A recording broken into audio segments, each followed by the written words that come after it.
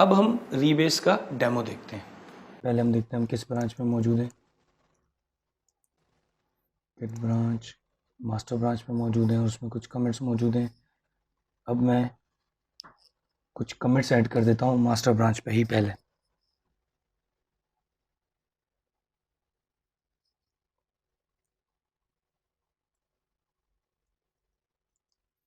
एक file add की, hello world.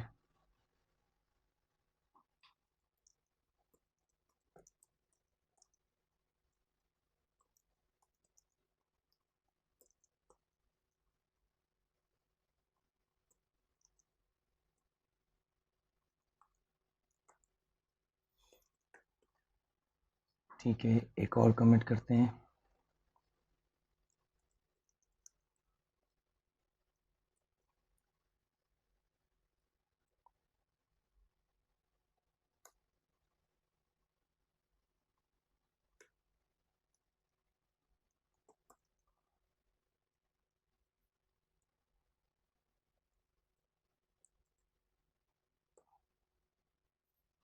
दो कमिट्स हो गए। इस वक्त दो एडिशनल कमिट मौजूद हैं मास्टर में।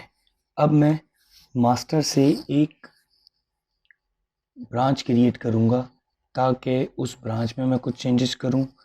इस पॉइंट पे इस वक्त जो दो कमिट हुए हैं, इन दो कमिट के बाद ब्रांच क्रिएट करने का मतलब ये है कि जो इस वक्त आपका जो लेटेस्ट कमिट है वो ये है, updated second dot txt ce3, जो इस वक्त हमने किया है।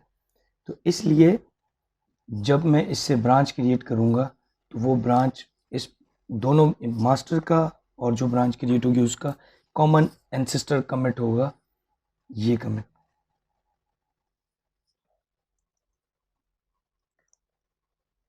गेट ब्रांच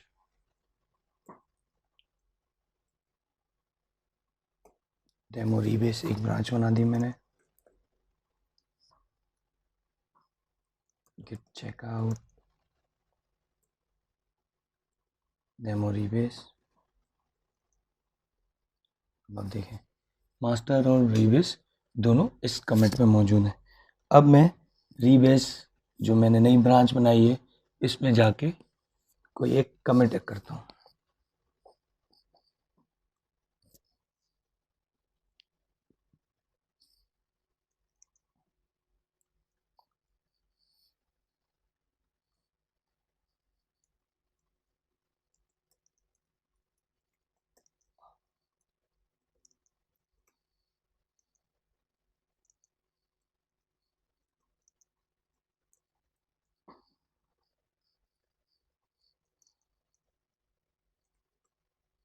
इस वक्त हम डेमो रीबेस ब्रांच में मौजूद है। एक चेंज आया, git add git commit,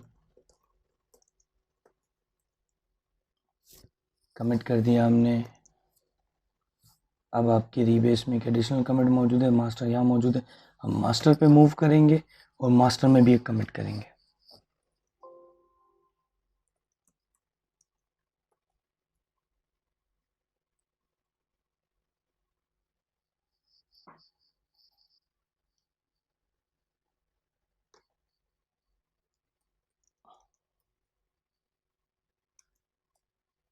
updated for rebase in master कुछ भी लिख के अपने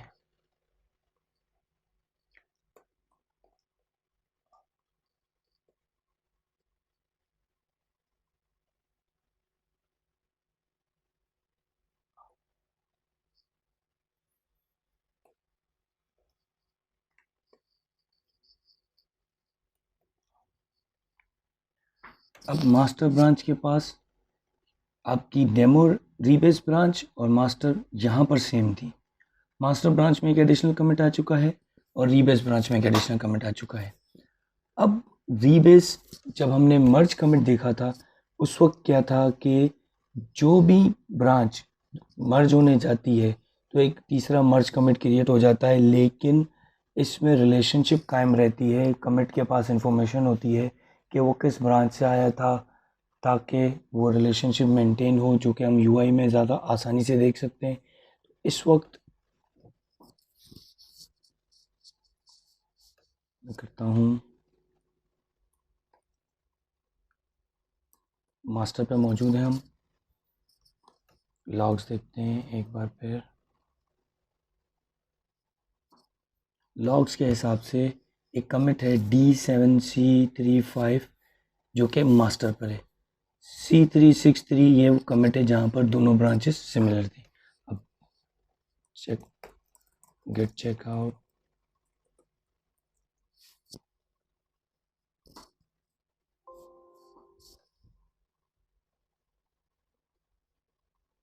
यहाँ पर जो एडिशनल कमिट मौजूद है C36 इसमें भी मौजूद है, और जो एडिशनल कमिट है वो है 5824। तो अब जो एडिशनल कमिट डेमो रीबेस पे है वो है 5824, और मास्टर पे जो एडिशनल कमिट है वो है D7C53। ये मैं इसलिए बता रहा हूँ कि जब हम मर्ज करेंगे, रीबेस करेंगे, तो हमें कुछ डिफरेंस नज़र आएगा। मास्टर में मूव किया और मैंने कहा git rebase demo rebase, branch का नाम दे दिया।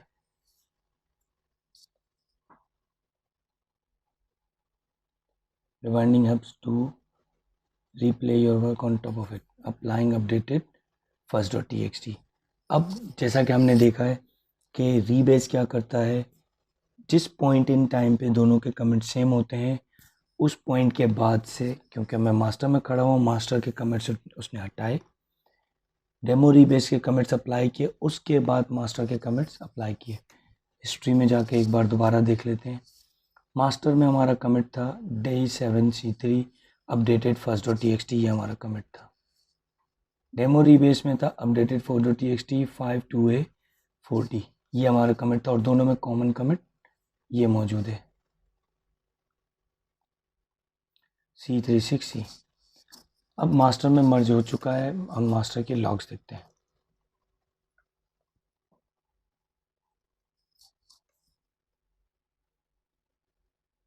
C363 ये वो कमिट है जो दोनों में सेम था।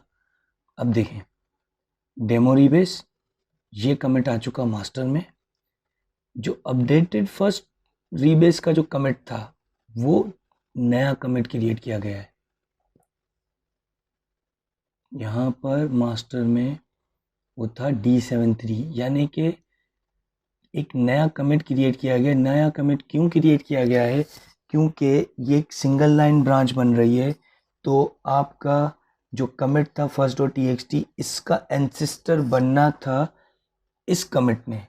पहले इसका एंसेस्टर था, इस कमिट का एंसेस्टर था C363, लेकिन अब क्योंकि ये सिंगल लाइन बननी है, ऐसे दिखाना है कि ये एक साथ ही एक ही ब्रांच में काम हुआ है, सिर्फ मास्टर में काम हुआ है, इसलिए ये दिखा रहा है कि ये C363 कॉमन एंसेस्टर था। इसके बाद मास्टर के सारे कमिट रिमूव हुए, डेमो रीबेस के कमिट ऐड हुए जो कि ये है। तो अब आपकी टाइमलाइन पे अपडेटेड सेकंड txt का कमिट आ गया C360, फिर उसके बाद 582 है। अब मास्टर के जो कमिट हटाए गए थे वो अप्लाई हुए आखिर में, तो इस वजह से वो एक नया कमिट है, क्योंकि उसे बताना है कि आपका एंसेस्टर ये है नया वाला। तो ये रीबेस के केस में ब्रांच तो सिंगल लाइन हो जाती है, लेकिन थोड़ा सा प्रोसेस कॉम्प्लेक्स हो जाता है।